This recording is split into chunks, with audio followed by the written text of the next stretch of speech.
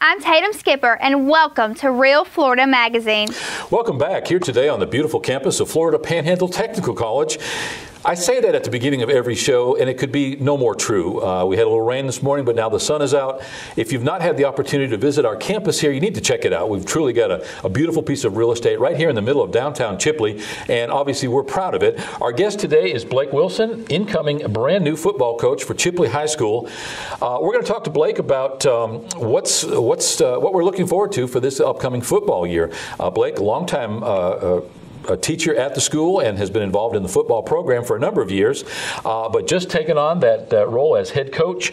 And we're going to get Blake's perspective on, again, what we can expect out of Chipley this year. Chipley has done extremely well over the past several years, had some really good opportunities at state titles. And so when we come back, we're going to talk to Blake about what we can expect out of the Chipley football team this coming year. We'll be right back.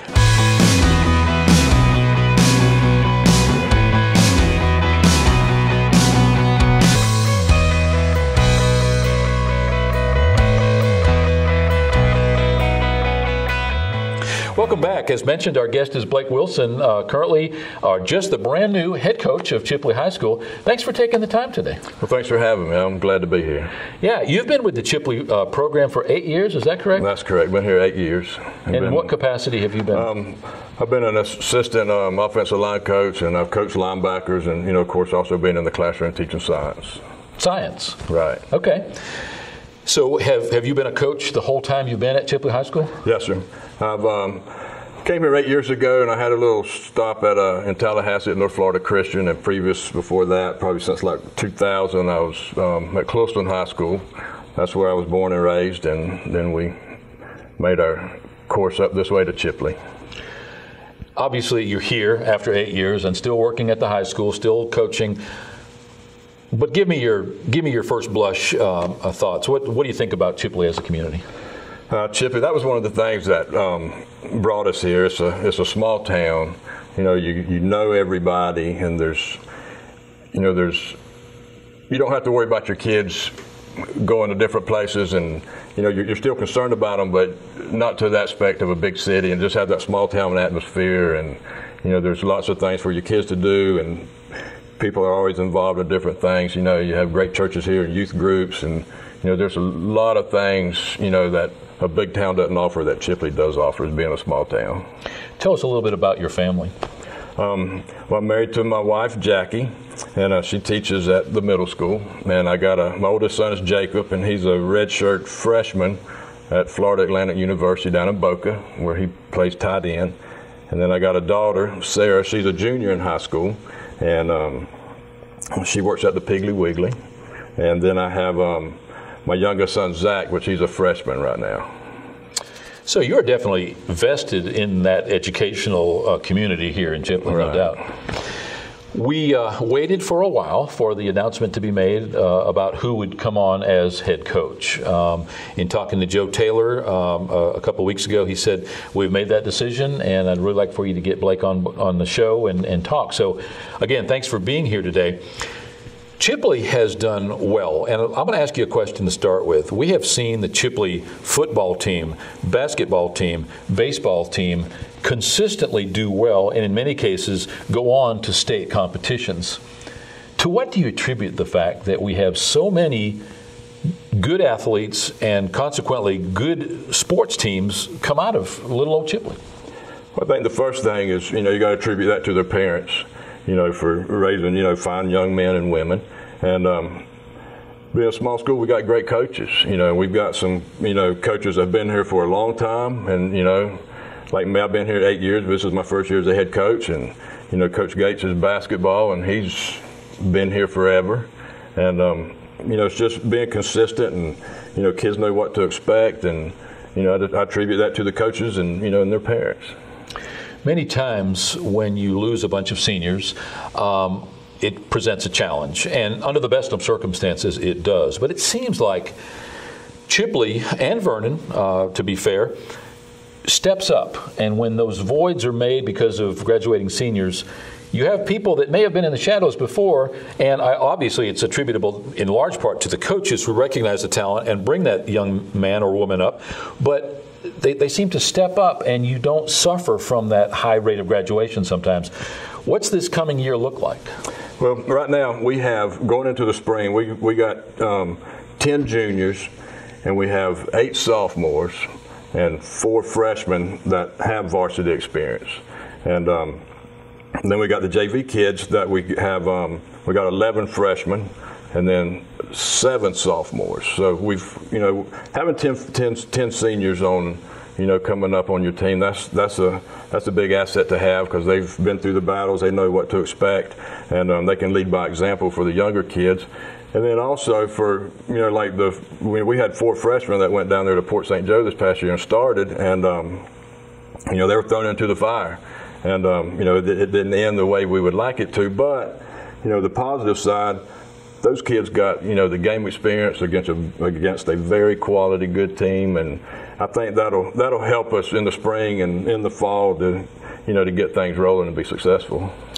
In the past, we've had obviously an assortment of football coaches, but in the past, we have let the JV system sort of peter out a little bit, and it kind of went away. What are your thoughts on that as a recruitment tool for varsity, and what are you going to be doing going forward with that JV squad? I think JV is very, very viable for a successful program, because those kids get game time on Thursdays, where if you didn't have a JV and you had a handful of kids that were just on varsity and they're standing on the sideline, well, the only time they get is practice time. They're not getting that valuable game time experience, and and always as a new coach, you're going to have new kids come out, and we welcome that, but your program depends on your on your JV program. If you can build your JV program, let them have success, then that's just a stepping stone to your varsity being successful. And then you have those times where they're in the weight room. They're going to have, by the time they're seniors, hopefully you can have 10, 12, 15 seniors on your team, and that's very good. And then they have all those years in the weight room, and they know what to expect, in the classroom and on the field, and and all that breeds success. Coming in, and I realize that it's only been several weeks that the announcement's been made and that you've taken over as head coach. But in broad strokes, and some of the obvious things, what changes are we going to see with Blake Wilson as head coach? Well, first thing, not that it hasn't happened in the past, but we really want to make sure our kids are good students in the classroom. Of course, if you don't, do the academic part, the athletic stuff don't matter because you're ineligible. We want them to be good citizens in the classroom, and we want them, when they step onto the football field, we want to see, a competitive, somebody that's I don't want to use the word violent, but I just did. But somebody's going to compete and have the attitude and like, we're fixing to run the ball right here, and there's nothing you're going to do about it. The opportunities for a young man, in this case with football, to become a better man and to see examples of that through coaching is huge in high school sports.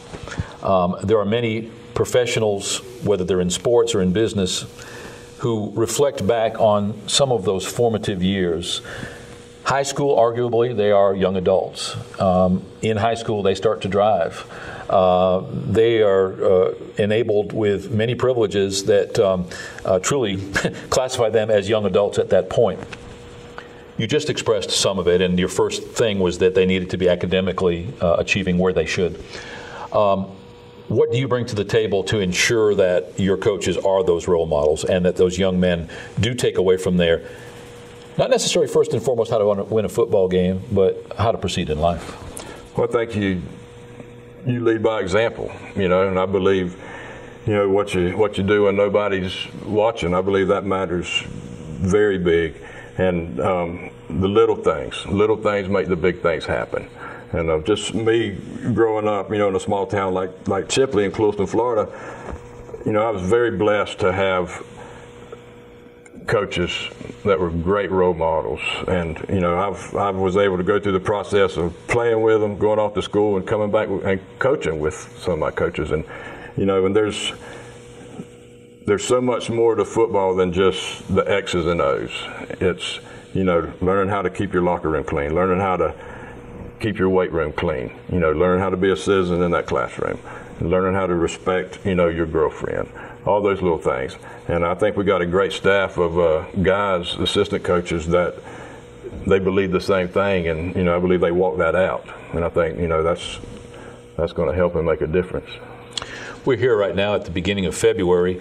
When do you actually start your squads in doing drills and get out on the practice field? Well, we're going to start spring practice in May, and tentatively we have a spring game with the Funiac that's going to be here on May the 20th. That's tentative date. We got to make sure all our calendars are right. But yesterday was my first official day in the weight room, and the first thing you got to do, you got to see where everybody's at. And so we got maxes on the bench press, and today we're getting maxes in the squats, and then we're going to put everybody in groups, and we're going to get our weightlifting schedule going and our percentages, and how many reps we're going to do, and we're going to hit it running doing that. Has there been any kind of an appreciable gap in training with the changing in the coaching staff? No, I don't think so. I mean, the kids want to get better. They're competitive, and they all want to get better. And they were looking forward to yesterday to getting the maxes. They're looking forward to getting in the weight room and working. And being a small school, we share kids. We got kids playing basketball, we got kids doing track right now, we got kids playing baseball, which is great. If they can, if they're going to play football, I believe they need to be, in a spring sport, be it basketball, baseball, or track. And I think just as long as you can work hard and you're competitive, that spills over from one sport to another. Any small school sometimes faces challenges, many times having players play both sides of the field, playing offense and defense. Having that JV, and with your philosophy as you expressed it, for that importance of the JV squad, and I would say the blessing of having that many freshmen who are up to speed and playing varsity. Do you have many guys that now will be playing both sides? Yeah, I mean that's the nature of the beast of a small school. I mean, that's some probably more than not. They just they've got to bow up and realize they're going to play on both sides of the ball, and be prepared for it. And you get prepared now through the summer. You don't get ready in September to do that. If you wait till September, you're behind the ball and things ain't going to work out very good for you. But if you start now and you start preparing for that, I believe good things are going to happen. You've already been teaching, coaching for quite some number of years, playing at Philip Roundtree Stadium. Talk a little bit about the community spirit. Talk about the support of the community for athletics in general, but obviously what we're here to talk about is football. Talk about how important that is and what you experience from this community in the way of support. I think they do a great job. They're, seems like, win or lose, they're always there. They're supporting the kids, and we travel very well, and our fans are always supporting. The Tiger 100 does a great job. They support all the sports, and they have the the tailgate dinner out there, behind the stadium at the barn, and that's a big thing, and people enjoy it, and they go in there and watch the game, and hopefully the games will be successful, and it can be a big event. One thing about which we're very excited is the new radio station here on the campus of Florida Panhandle Technical College. Our plans at this point to broadcast live, to start with at least the local football games, eventually going to basketball and baseball. Bill Chomos, who currently heads up the ROTC at Chipley High School, going to be doing our play-by-play. We will want you to participate in any way that you're able to. We're certainly going to do a pre-show and then a coach's corner in the following week after the games. Do you feel that vehicle that will be the radio station and that football game programming, do you think that's going to help awareness and maybe bring some more of that community together in support of the football team? Oh, sure. I believe it's that's a great asset to Friday nights, and just I think it also gives the kids some exposure, that they wouldn't get. If you're not at the game, you can still listen to the game, or you're talking about broadcasting, during the week sometime, and I'm sure even the kids would enjoy listening to it during the week. And I think it's a great thing, and anytime you can get more exposure, that's a positive. Realizing that you just took over, that you just did get into the weight room, and you're starting what will be your program now for the first year, I would like to offer the opportunity, when scheduling allows, for you to revisit with us. And I think that it would be of value maybe from time to time to bring on one or two of your squad. Let's get to meet some of those guys. Let's get them to enjoy some of the infamy, if you will. One day you're the hero, the other day you're the GOAT, right. Depending on which way the box was checked. But I would like for you to consider that as an open invitation going forward. Come on, let's let our community know what's going on. And I would like to follow your progress as a head coach, and again, have you come on and express your thoughts as we go on. It's got to be good for awareness overall, and sure. If you'd like to do that, we'd love to have you as our guest. We'd love to do it, and we'd love to bring some kids out here and let the people meet them and see what they look like without their helmet on. I like that. As a matter of fact, we're going to probably use that phrase in the promotion of the show. What do you think, Blake, is going to be one of your bigger challenges going forward? Obviously, you're embedded in the machine that is Chipley High School football.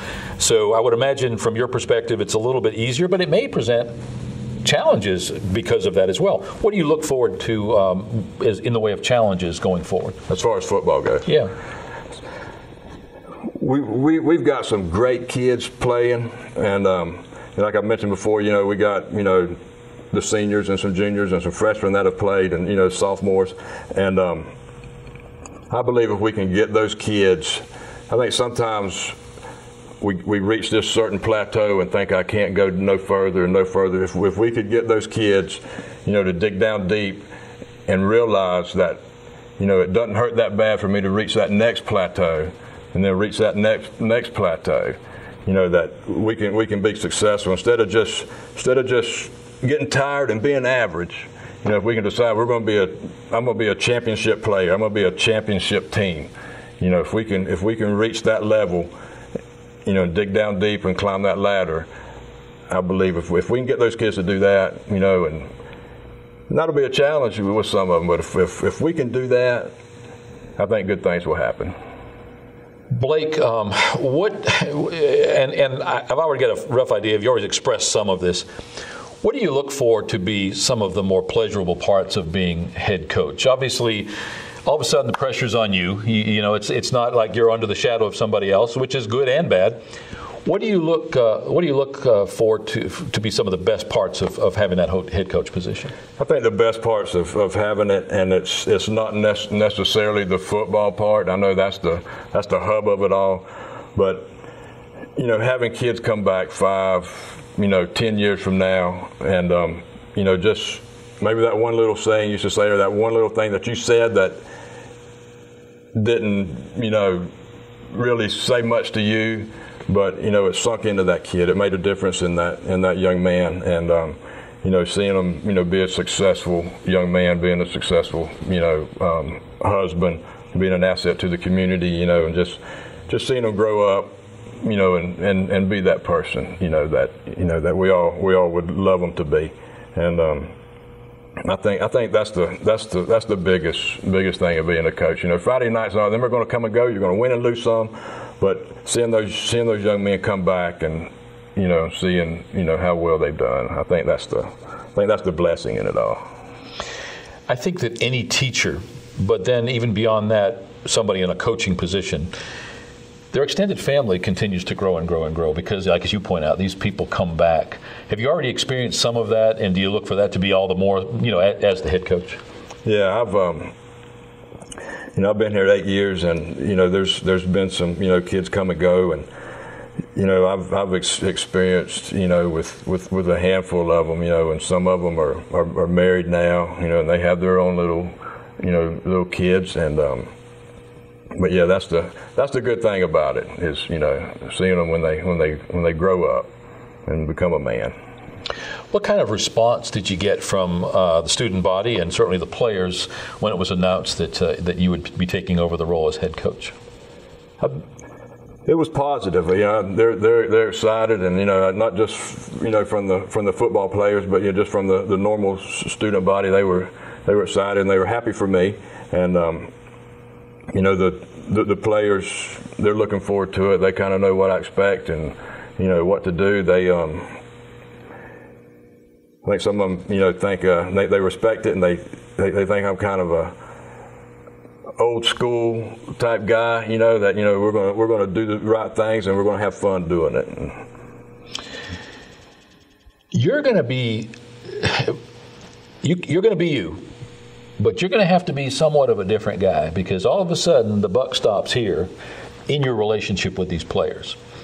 And I would dare say that as a supporting coach, as a specialty coach, or somewhere else in that, deeper down in that coaching staff, you can afford to have sometimes a little warmer, kinder, gentler relationship.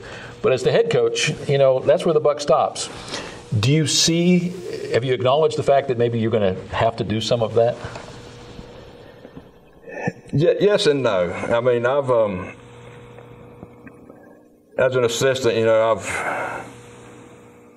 I've always demanded respect, but we've had that relationship where we can talk. Like if you had if you had an issue, or if you didn't believe you had enough playing time, we could talk about it. And but yes, as a head coach, sometimes you got to put your fist on the table, and this is the way it's going to be. And if you have a problem, you come talk to me. But also, you need to go back and did you make every workout session? Did you do all the little things right? When we asked you to carry out your faith, did you carry it out all the way? Did you step with the correct foot? And if you do all the little things right, those things will happen. And I think it makes coaching easier, and it makes it easier for the players. With you moving from assistant coach to head coach, it's going to leave a gap, and obviously you're going to do what it takes. Do you see any additions or changes in your coaching staff going forward? Well, right now we got Derek Balkin, he was on staff last year, and Jesse Carter, and Ryan Collins, and the new one that wasn't there last year, and he's at the high school right now, Satcher Dixon. And there's one more spot that I've talked to this person, but I'm not going to say yet because I hadn't got a definite yet, but I think he's got one foot on the boat and ready to jump in. But so I believe our staff is complete. Are those decisions within your purview totally? Do you have the carte blanche, the ability to make those assistant coach decisions and to handle that part of the business? Yes, sir. Yeah. That's got to be strong. I know that you've got the confidence of the school board, and certainly Joe Taylor, superintendent of schools. Joe's singing your praises already. He's looking forward to seeing what you can do. In the time of changes, in the time of uncertainties, and let's face it, if you're in high school as a student, life is uncertain. It's got to be good for the kids to see you as someone who, as you point out, already know what to expect from. That they have you as that role model. Going forward, seeing you as in that head coaching position, it's got to make their life just a little bit easier, maybe harder because you're going to have more to prove, right. But going forward, knowing you as a known quantity, a known entity, it's got to give them a sense of comfort in having you come into that slot. I think it's true, and I think,